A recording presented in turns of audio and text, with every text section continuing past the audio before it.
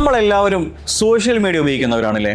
ഇൻസ്റ്റഗ്രാമും ഫേസ്ബുക്കും അതുപോലെയുള്ള social media apps ഒന്നും ഇല്ലാതെ ജീവിതത്തിൽ ഒരു നിമിഷം അതല്ലെങ്കിൽ ഒരു ദിവസം പോലും നമുക്ക് ചെലവഴിക്കാൻ കഴിയില്ല.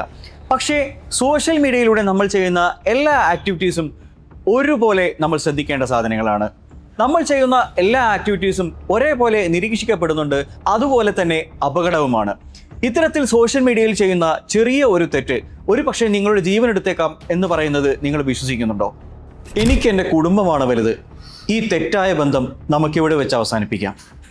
ആ ഫോൺ കോളിലൂടെ ആ സ്ത്രീ വിതുമ്പിക്കൊണ്ട് പറഞ്ഞത് ഇതായിരുന്നു.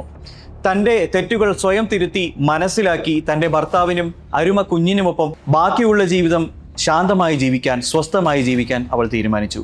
പക്ഷേ ആ ഒരൊറ്റ വാക്ക്, ആ ഒരൊറ്റ മെസ്സേജ് അവളുടെ ജീവനെടുക്കാൻ കെൽപ്പുള്ളതായിരുന്നെന്ന് അവൾ തിരിച്ചറിഞ്ഞപ്പോഴേക്കും അവളുടെ ജീവൻ നഷ്ടപ്പെട്ടിരുന്നു. Welcome to crime story Malayalam.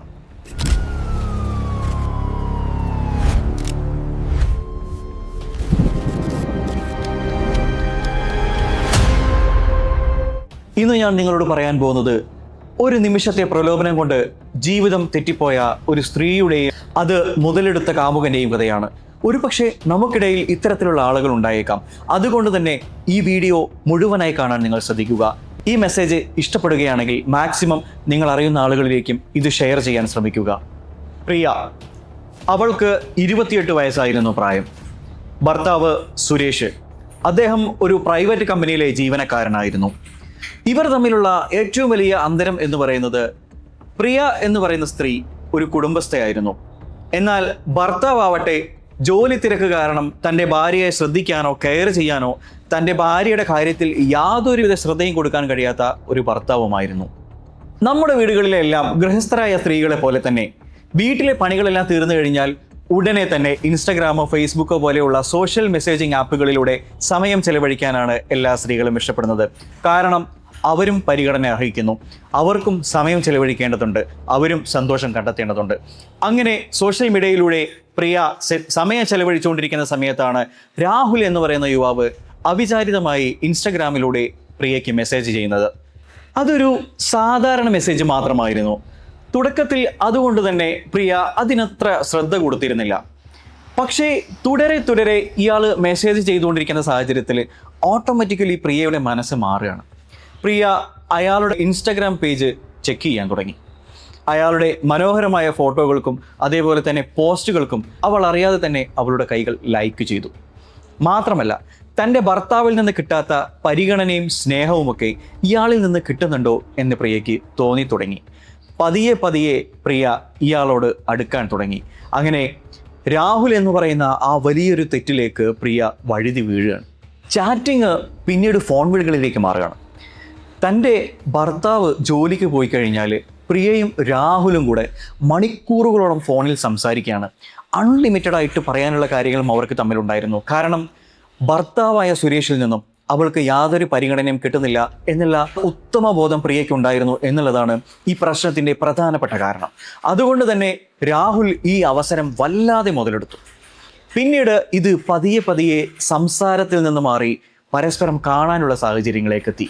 താൻ അറിയാതെ താൻ ചെയ്യുന്നത് എത്ര വലിയ തെറ്റാണെന്ന് പ്രിയ അപ്പോഴും തിരിച്ചറിഞ്ഞിരുന്നില്ല. മാസങ്ങൾ കടന്നുപോയി. പെട്ടെന്നൊരു ദിവസം സുരേഷിന് ഒരു കഠിനമായ പനി വരികയാണ്. അങ്ങനെ പനി വന്നു, അദ്ദേഹം വീട്ടിൽ കിടപ്പായി.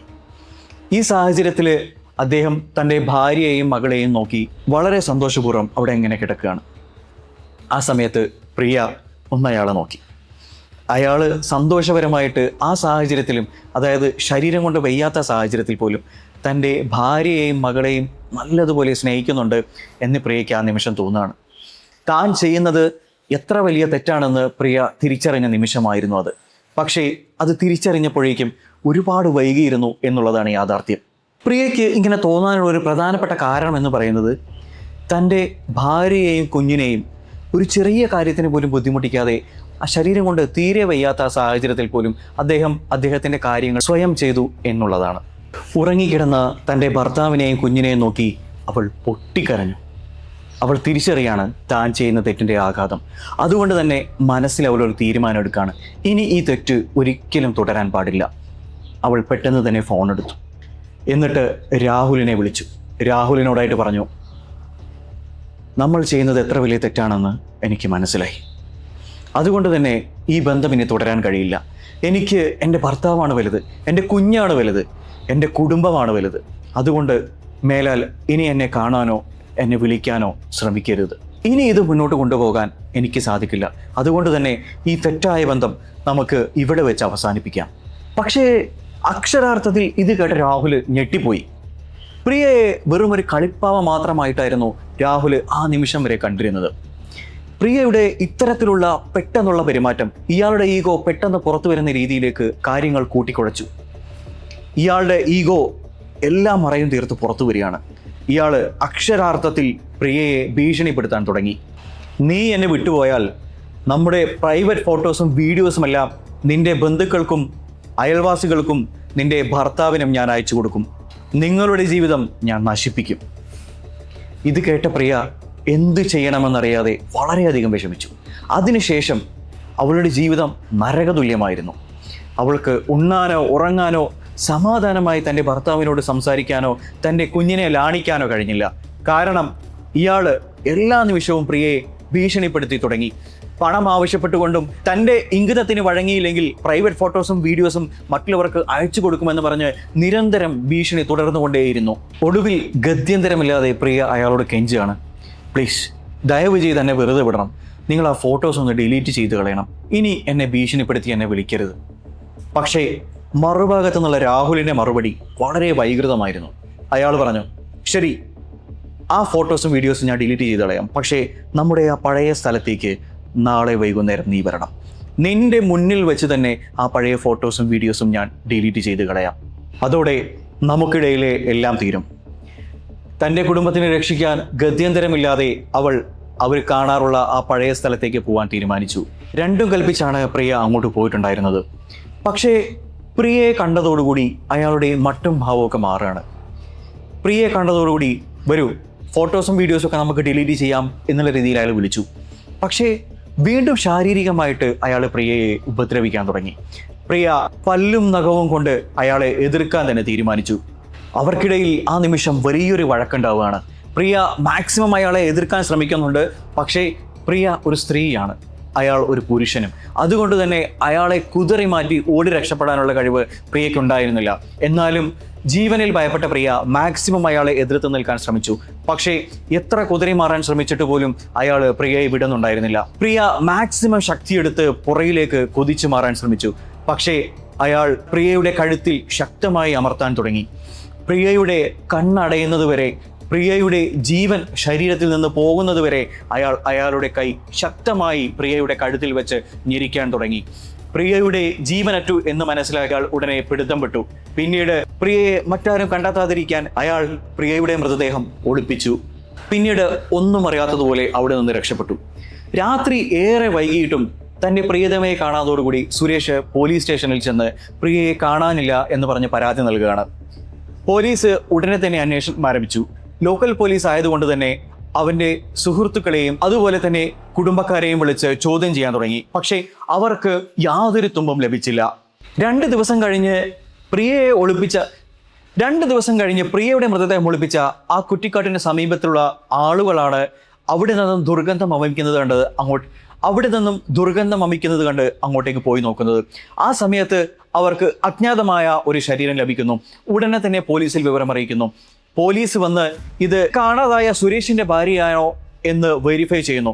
പിന്നീട് സുരേഷ് തിരിച്ചറിയാണ് ഇത് തൻ്റെ പ്രിയതമയാണെന്നുള്ളത്. സുരേഷിന് അതൊട്ടും താങ്ങാൻ കഴിയുന്നതായിരുന്നില്ല. പിന്നീട് പോലീസിന്റെ അന്വേഷണം വളരെ ഊർജിതമായി തുടരുകയാണ്. കേസ് വേറൊരു ബ്രാഞ്ചിലേക്കും കൈമാറിയിട്ടില്ല എങ്കിലും ശക്തമായി തന്നെ അവരുടെ അന്വേഷണം അവർ വ്യാപിപ്പിച്ചു. പിന്നീട് സൈബർ ടീമാണ് പ്രിയയുടെ ഫോൺ രേഖകൾ പരിശോധിക്കാൻ തുടങ്ങിയത്. അവരുടെ കോൾ ഹിസ്റ്ററിയും അതേപോലെ സോഷ്യൽ മീഡിയ ആപ്സുമെല്ലാം അവർ പരിശോധിക്കാൻ തുടങ്ങി. ഇൻസ്റ്റഗ്രാമും ഫേസ്ബുക്കും തുടങ്ങി സകലമായ ആപ്ലിക്കേഷനുകളും പരിശോധിക്കാൻ തുടങ്ങിയ സമയത്താണ് ഇൻസ്റ്റഗ്രാമിൽ നിന്നും പ്രിയയ്ക്ക് തുരുതുരെ മെസ്സേജ് വന്നിട്ടുണ്ടായിരുന്നു എന്നുള്ള കാര്യം അവർ ശ്രദ്ധിച്ചത്. അക്കൗണ്ട് തുറന്ന് അവർ പരിശോധിച്ച സമയത്ത് അവർക്ക് മനസ്സിലാവുകയാണ് രാഹുൽ എന്ന് പറയുന്ന ഒരാളുമായിട്ട് കണ്ടിന്യൂസ്ലി ഇവർ കോൺടാക്ട് വെച്ചിട്ടുണ്ടായിരുന്നു. അവിടെ നിന്നും അവർക്ക് രാഹുലിൻ്റെ നമ്പർ കിട്ടുകയും ചെയ്തു. പിന്നീട് നടന്നത് പഴുതടച്ചുള്ള അന്വേഷണങ്ങളായിരുന്നു. രാഹുലിൻ്റെ ഫോൺ പോലീസ് കണ്ടിന്യൂസ് ആയിട്ട് ട്രാക്ക് ചെയ്തുകൊണ്ടിരുന്നു. അങ്ങനെ ലൊക്കേഷൻ ട്രാക്ക് ചെയ്യുന്ന സമയത്ത് കൊലപാതകം നടന്ന സമയത്ത് രാഹുൽ എവിടെയാണോ എന്നുള്ളത് കാര്യം പോലീസ് കൃത്യമായി കണ്ടെത്തി. രാഹുലിന്റെ ടവർ ലൊക്കേഷനും പ്രിയയുടെ ടവർ ലൊക്കേഷനും സെയിം ആയിരുന്നു എന്നുള്ളത് കണ്ടെത്തി. പിന്നീട് ഒട്ടും അമാന്തിച്ചില്ല. രാഹുലിനെ അറസ്റ്റ് ചെയ്യാൻ പോലീസ് തീരുമാനിച്ചു. ഒളിവിലായിരുന്ന രാഹുലിനെ പോലീസ് അറസ്റ്റ് ചെയ്യുകയാണ്. പിന്നീട് ചോദ്യം ചെയ്യലിൽ ആദ്യം അയാൾ കുറ്റം സമ്മതിച്ചില്ലെങ്കിലും ശാസ്ത്രീയമായ തെളിവുകളുടെ അടിസ്ഥാനത്തിൽ അയാൾ കുറ്റം സമ്മതിക്കുകയാണ്. അയാൾ പറഞ്ഞ കാരണമാണ് ഏറ്റവും വിചിത്രമായത്. ഒരൊറ്റ നിമിഷത്തെ ദേഷ്യം കൊണ്ട് താൻ ചെയ്തു പോയതാണ് എന്നാണ് അയാൾ പോലീസിനോട് പറഞ്ഞത്. സമയം ചെലവഴിക്കുന്നതിലും നമ്മൾ അടിമപ്പെട്ടിരിക്കുന്നു എന്നുള്ളതാണ് യാഥാർത്ഥ്യം. പ്രിയപ്പെട്ടവരെ, ഈ കഥയിൽ സംഭവിച്ചത് ആ പെൺകുട്ടി തന്റെ തെറ്റ് തിരുത്തി മുന്നോട്ട് പോകാൻ തീരുമാനിച്ചെങ്കിലും മറുപുറത്തിരുന്ന ആൾ ആ പെൺകുട്ടിയെ വെറുതെ വിടാൻ തീരുമാനിച്ചിരുന്നില്ല. ഒന്നെങ്കിൽ തനിക്ക് അല്ലെങ്കിൽ മറ്റാർക്കും വേണ്ട എന്നുള്ളതായിരുന്നു ആ കാബാലികന്റെ ചിന്ത. നമ്മൾ ആരെങ്കിലും ഇങ്ങനെ സോഷ്യൽ മീഡിയ അഡിക്ട്സ് ആണെങ്കിൽ അവിടെ നിന്നും വരുന്ന ഇത്തരത്തിലുള്ള കറുത്ത രൂപങ്ങളെ തിരിച്ചറിയേണ്ടത് തന്നെയാണ്. ഇത്തരം വിഷവിത്തുകളെ സോഷ്യൽ മീഡിയയിൽ നിന്നും ഈ സമൂഹത്തിൽ നിന്നും തുടച്ചു നീക്കേണ്ടത് നമ്മുടെ ഓരോരുത്തരുടെയും കടമയാണ്. നമ്മുടെ സിസ്റ്റം മാറേണ്ടിയിരിക്കുന്നു. കൊടുക്കുന്ന പണിഷ്മെന്റിന്റെ മലയാളം എന്തായിരുന്നു? കൊടുക്കുന്ന ശിക്ഷയുടെ അളവ് കുറയുന്നതാണ് ഇത്തരം ക്രൈമുകൾ ഏറെക്കുറെ കൂടുന്നതിന്റെ ഏറ്റവും പ്രധാനപ്പെട്ട കാരണം. പ്രിയപ്പെട്ടവരെ, ഈ വീഡിയോയെക്കുറിച്ച് നിങ്ങളുടെ അഭിപ്രായം എന്താണ്? തീർച്ചയായും ഈ വീഡിയോയ്ക്ക് താഴെ കമൻറ്റ് ചെയ്യാൻ മറക്കരുത്. ഞങ്ങളുടെ ചാനൽ സബ്സ്ക്രൈബ് ചെയ്യാതെയാണോ നിങ്ങൾ കാണുന്നത്? തീർച്ചയായും ഞങ്ങളുടെ ചാനൽ സബ്സ്ക്രൈബ് ചെയ്യുക. അടുത്ത വീഡിയോയിൽ നല്ലൊരു കണ്ടന്റുമായിട്ട് വീണ്ടും കാണാം. അതുവരേക്കും ഗുഡ് ബൈ. സുഹൃത്തുക്കളെ, ഇത് വെറുമൊരു ക്രൈം സ്റ്റോറിയല്ല. നമ്മുടെ സമൂഹത്തിൽ നമ്മൾ കാണുന്ന യാഥാസ്ഥികതയുടെ ഒരു കറുത്ത രൂപമാണ്. നിങ്ങൾ ചിന്തിച്ചു നോക്കൂ. സോഷ്യൽ മീഡിയയിൽ സമയം ചിലവഴിക്കാത്തവരല്ല നമ്മളെല്ലാവരും. ഇൻസ്റ്റഗ്രാമും ഫേസ്ബുക്കും ഇല്ലാത്ത, അതല്ലെങ്കിൽ വാട്സപ്പ് ഇല്ലാത്ത ഒരു ലോകത്തെക്കുറിച്ച് ഇനി അങ്ങോട്ട് നമുക്ക് ചിന്തിക്കാൻ കഴിയില്ല. കാരണം അത്രമേൽ മറ്റുള്ളവരുമായി കോണ്ടാക്ട് വെക്കാനും സമയം ചിലവഴിക്കുന്നതിലും നമ്മൾ അടിമപ്പെട്ടിരിക്കുന്നു എന്നുള്ളതാണ് യാഥാർത്ഥ്യം. പ്രിയപ്പെട്ടവരെ, ഈ കഥയിൽ സംഭവിച്ചത് ആ പെൺകുട്ടി തന്റെ തെറ്റ് തിരുത്തി മുന്നോട്ട് പോകാൻ തീരുമാനിച്ചെങ്കിലും മറുപുറത്തിരുന്ന ആൾ ആ പെൺകുട്ടിയെ വെറുതെ വിടാൻ തീരുമാനിച്ചിരുന്നില്ല. ഒന്നെങ്കിൽ തനിക്ക് അല്ലെങ്കിൽ മറ്റാർക്കും വേണ്ട എന്നുള്ളതായിരുന്നു ആ കാബാലികന്റെ ചിന്ത. നമ്മൾ ആരെങ്കിലും ഇങ്ങനെ സോഷ്യൽ മീഡിയ അഡിക്ട്സ് ആണെങ്കിൽ അവിടെ നിന്നും വരുന്ന ഇത്തരത്തിലുള്ള കറുത്ത രൂപങ്ങളെ തിരിച്ചറിയേണ്ടത് തന്നെയാണ്. ഇത്തരം വിഷവിത്തുകളെ സോഷ്യൽ മീഡിയയിൽ നിന്നും സമൂഹത്തിൽ നിന്നും തുടച്ചു നീക്കേണ്ടത് നമ്മുടെ ഓരോരുത്തരുടെയും കടമയാണ്. നമ്മുടെ സിസ്റ്റം മാറേണ്ടിയിരിക്കുന്നു. കൊടുക്കുന്ന ശിക്ഷയുടെ അളവ് കുറയുന്നതാണ് ഇത്തരം ക്രൈമുകൾ ഏറെക്കുറെ കൂടുന്നതിന്റെ ഏറ്റവും പ്രധാനപ്പെട്ട കാരണം. പ്രിയപ്പെട്ടവരെ, ഈ വീഡിയോയെക്കുറിച്ച് നിങ്ങളുടെ അഭിപ്രായം എന്താണ്? തീർച്ചയായും ഈ വീഡിയോയ്ക്ക് താഴെ കമൻറ്റ് ചെയ്യാൻ മറക്കരുത്. ഞങ്ങളുടെ ചാനൽ സബ്സ്ക്രൈബ് ചെയ്യാതെയാണോ നിങ്ങൾ കാണുന്നത്? തീർച്ചയായും ഞങ്ങളുടെ ചാനൽ സബ്സ്ക്രൈബ് ചെയ്യുക. അടുത്ത വീഡിയോയിൽ നല്ലൊരു കണ്ടന്റുമായിട്ട് വീണ്ടും കാണാം. അതുവരേക്കും ഗുഡ് ബൈ.